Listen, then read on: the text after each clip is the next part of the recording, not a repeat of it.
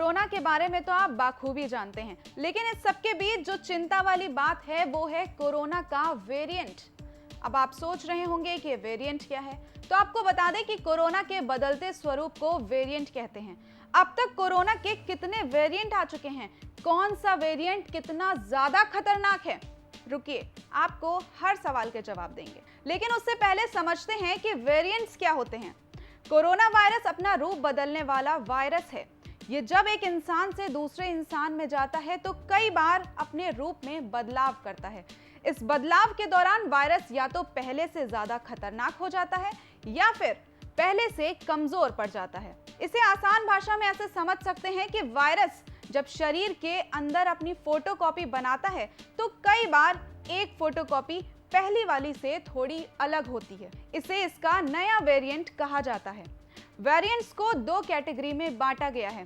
पहला variant of interest, दूसरा variant of concern. जानकारी के मुताबिक WHO ने अभी तक 12 वेरिएंट्स को अलग अलग कैटेगरी में रखा है।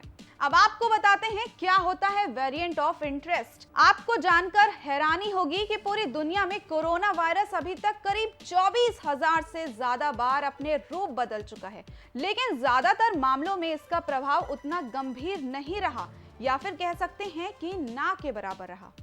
लेकिन जब कोई वेरिएंट म्यूटेशन के बाद अपनी बनावट या स्वभाव में बदलाव दिखाता है तो उसे अलग वेरिएंट माना जाता है। शुरुआत में किसी भी वेरिएंट को वेरिएंट ऑफ इंटरेस्ट की कैटेगरी में रखा जाता है। ये तो हो गई वेरिएंट ऑफ इंटरेस्ट की बात, लेकिन वेरिएंट ऑफ कंसर्न क्या है, आइए आपको बताते हैं। WHO के मुताबिक वेरिएंट ऑफ कंसर्न वायरस का ऐसा प्रकार है जो बेहद तेजी से फैलता है, मृत्यु दर को बढ़ा देता है, वैक्सीन के प्रभाव को कम कर देता है या फिर बीमारी के खिलाफ पहले मजबूत मेडिकल इंतजामों को फेल कर देता है।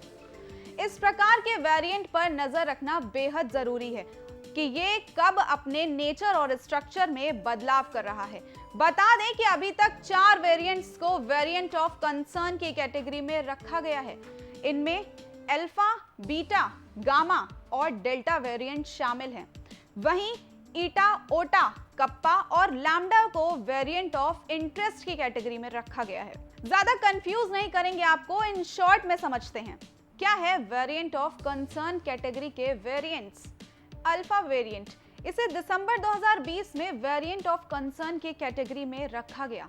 इस वेरिएंट का शिकार मरीज 28 दिन के अंदर गंभीर रूप से बीमार होने के साथ ही ICU में पहुंचने के बाद दम तोड़ सकता है। शुरुआत में इसे खतरनाक माना गया था, लेकिन तेजी से हुए वैक्सीनेशन के बाद से काबू में आ गया है। दूसरा बीटा वेरिएंट, इसमें कोरोना के ठीक हो चुके व्यक्तियों को दोबारा संक्रमित करने की क्षमता होती है। इसे भी दिसंबर 2020 में वेरिएंट ऑफ कंसर्न की कैटेगरी में शामिल किया गया था। जो तीसरा है वो गामा वेरिएंट। ये पहले के वेरिएंट के मुकाबले और भी ज्यादा तेजी से फैलने वाला वायरस है। इसके साथ ही ये शरीर की रोग प्रतिरोधक क्षमता को भी कम करता है।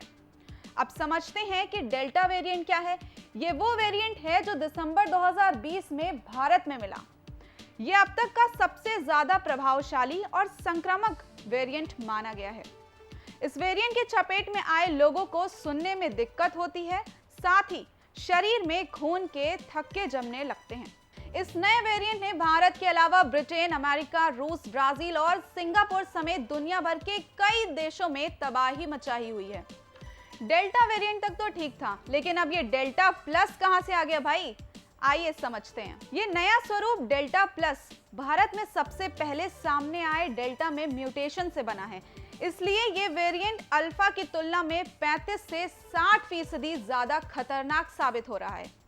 केंद्रीय स्वास्थ्य मंत्रालय ने डेल्टा प्लस को वर्तमान में चिंताजनक बताया है। दरअसल वायरस के किसी वेरिएंट को तब चिंताजनक बताया जाता है जब वो बहुत ज्यादा संक्रामक हो और गंभीर रूप से बीमार कर सकता है। WHO इस पर भी नजर बनाए हुए है। तो ये थी कोरोना के वेरिएंट्स को लेकर पूरी जानकारी। हमें उम्मीद है कि आपको इससे जुड़े हर सवाल के जवाब मिल गए होंगे। इस खबर के साथ मैं थी चेल्सी सिंह। तो दोस्तों, अगर आप हमें YouTube पर देख रहे हैं तो हमारे चैनल को सब्सक्राइब करें, Facebook पर देख रहे हैं तो हमारे पेज को लाइक करें, और हाँ, अगर आपको ये वीडियो पसंद आया है तो वीडियो को लाइक और शेयर जरूर करिए। शुक्रिया।